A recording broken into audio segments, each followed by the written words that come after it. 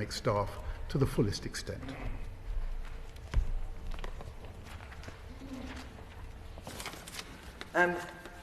I really appreciated the comments of the Noble Lords in this short debate. I wanted to just stress a couple of things, that this is not about the rights and wrongs of any particular examples I gave. It's perfectly legitimate if people want to support, for example, decolonisation or critical race theory. The point is that it's not imposed, and I'm concerned about an ideological conformity that stifles the sort of professional exchanges that the Noble Lord, Lord Wallace of Saltaire, was advocating. I was bemused when the Noble Lord suggested that I was kind of almost stuck in some social science nightmare, because it's precisely, as the Noble Lord, Lord Patton pointed out, the fact that this has now been extended into the hard sciences that maybe would even waken up the Noble Lord, Lord Saltaire as to the problems, because it's the decolonisation of physics, computing and mathematics that he should maybe look at quite closely. And I thought that the Noble Lord, Lord Patton, was, right when he said, why doesn't everybody just leave the QAA?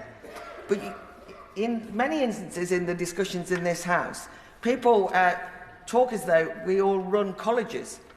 The problem is that if you're an academic in a college where the college vice-chancellor or principal doesn't resign from the QAA, but rather likes it or cites it, then actually what do they do?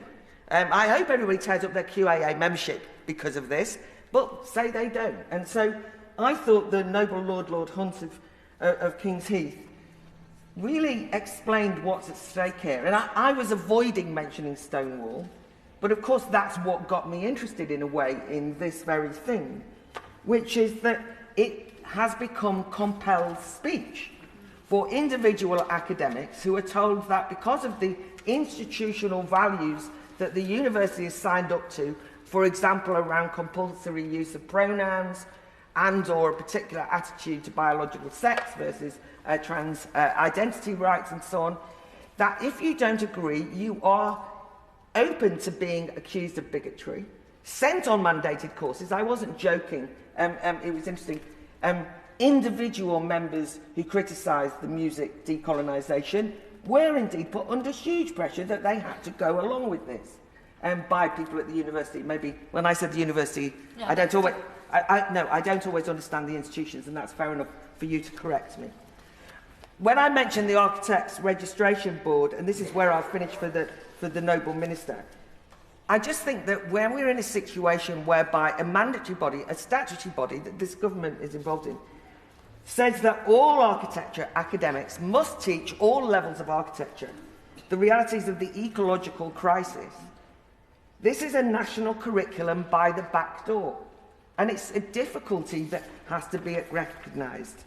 So I want to take the reassurance of the Noble Lord the Minister, who says, don't worry, it's all taken care of. But I thought that the Noble Lord, Lord Moylan, explained that the references and the use of these international examples could only strengthen the message that the Minister seems to agree with of the legal obligations on university managements not to allow these kind of things to get in the way of academic freedoms. And I think it would be a great reassurance to individual academics to know that this is what the bill wants to do, that it spells it out. What harm could it do? And whilst I'll withdraw my amendment at this point, I'd like to fear a bit. I don't want the Minister to be complacent. This is a really big, serious contemporary issue that has to be taken on board by the government or whoever's in government. Is it your Lordship's pleasure the amendment be withdrawn? The amendment is by leave withdrawn. Amendment 5, the Lord Wallace not moved? Not moved. Amendment 6, the Lord Collins moved formally?